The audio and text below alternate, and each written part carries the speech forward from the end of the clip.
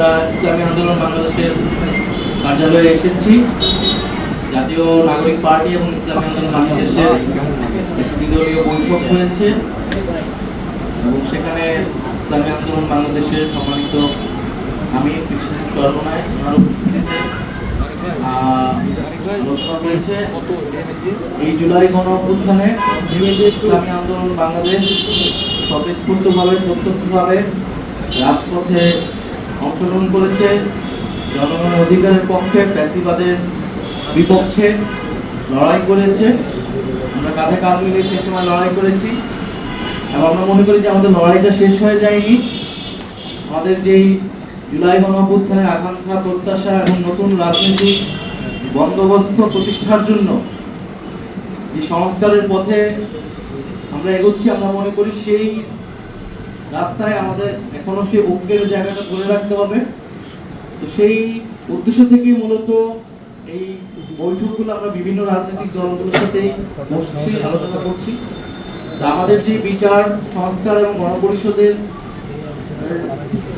Agenda, তিনটি agenda রয়েছে, আমরা সেই বিষয়গুলো নিয়ে আলোচনা করেছি। আমাদের বেশিরভাগ বিষয় ঐক্যের জায়গা আমরা খুঁজে পেয়েছি। যেসব জায়গায় দ্বিমত রয়েছে সেটাও পরবর্তীতে কিভাবে নিরসন করলে ঐক্যবদ্ধ জায়গায় আসতে পারি সেই বিষয়ে আমাদের আলোচনা হয়েছে। পরবর্তী কার্যক্রম কিভাবে এগোনো যায় সেই বিষয়ে আলোচনা হয়েছে। যদি উদাহরণস্বরূপ বলি, সংস্কারের ক্ষেত্রে ইসলামী আন্দোলন বাংলাদেশ সংখ্যানুপাতিক নির্বাচনের কথা বলছে, আমরা কেবল উচ্চ কক্ষে সংখ্যানুপাতিক নির্বাচনের কথা বলছি। ওনারা দুই কক্ষে সংখ্যানুপাতিক নির্বাচনের কথা জোর দিয়ে বলছেন, ওনারা ওনাদের যুক্তি উপস্থাপন করেছেন। আমরা বলেছি এই বিষয়টা আমরা বিবেচনা করব, আমরা আলোচনা করব। আমরা গণপরিষদের নির্বাচনের বিষয়টা ব্যাখ্যা করেছি যে সংবিধানের মৌলিক সংস্কারের জন্য কেন গণপরিষদ নির্বাচন আসলে জরুরি, প্রয়োজন। ওনারা বলেছেন গণপরিষদ নির্বাচনের বিষয়টা ওনারাও ভেবে দেখবেন, যেহেতু ওনারাও রাষ্ট্রের মৌলিক সংস্কারই আসলে চাচ্ছেন। আর এর পাশাপাশি আমাদের যে আওয়ামী লীগের দলগতভাবে আওয়ামী লীগকে বিচারের আওতায় আনা এবং আওয়ামী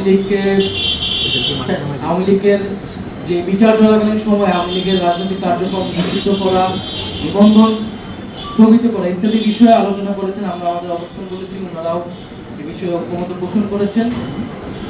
তো আমাদের এই বিষয়গুলো মাত্র আজকে আলোচনা শুরু হয়েছে এবং এটা অব্যাহত থাকবে এবং যদি প্রয়োজন হয় মাঠেও আমরা একসাথে জনগণকে ঐক্যবদ্ধ করব।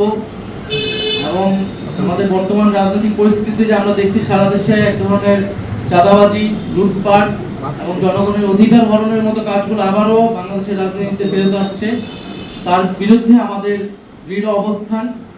আমরা জনগণকে সেই আস্থার জায়গা দিতে চাই যে বাংলাদেশের মানুষ একটি নতুন বাংলাদেশের জন্য, নতুন রাজনৈতিক সংস্কৃতির জন্যই কিন্তু আসলে জুলাই গণঅভ্যুত্থানে রাজপথে নেমে এসেছিল।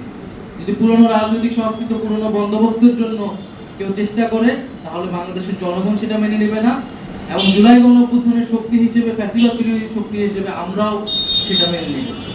তো আমরা আশা করি যে আমাদের মধ্যে যে আলোচনা হয়েছে এবং স্থানীয় নির্বাচনের বিষয়ে আলোচনা হয়েছে, এটা জাতীয় নাগরিক পার্টি এর আগে বলেছে জনদুর্ভোগ এবং নাগরিক সেবা যে পাচ্ছে না মানুষ, সেটার জন্য জনগণের ভিতরেই স্থানীয় নির্বাচনের একটা আকাঙ্ক্ষা তৈরি হয়েছে। ইসলামী আন্দোলন বাংলাদেশও তাই মনে করে। তো সেই বিষয়ে নির্বাচন, এই প্রশাসন স্থানীয় সরকার নির্বাচনের মাধ্যমে সেই বিষয়টা আসলে সুরাহা করতে পারে বলে আমাদের কাছে মনে হয়েছে। এছাড়া নির্বাচন কমিশনের বিষয়ে আলোচনা হয়েছে। নির্বাচন কমিশন পুরনো আইন দ্বারাই পরিচালিত হচ্ছে।